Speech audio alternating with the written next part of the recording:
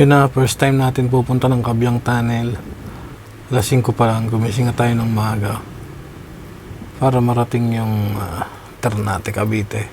Solo palo tayo. Wala tayong kasama. Tingnan natin kung gaano kaganda talaga yung Kabyang Tunnel na yan. Hindi ko pa nararating yan eh. So,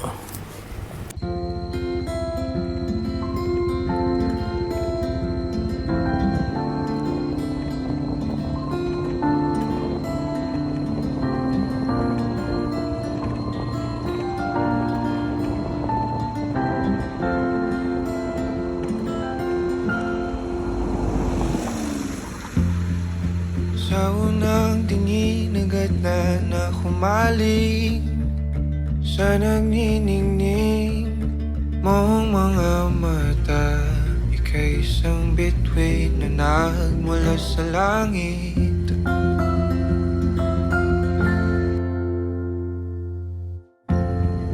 Hindi ko mawari ang tagal ay mong tinatangi. Sadya namang nakakabighani, di may paliwanag ang nararamdaman. Namumukadkad ang aking ligaya sa tuwing ika'y papalapit na.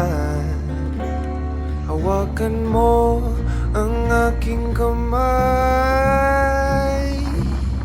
o para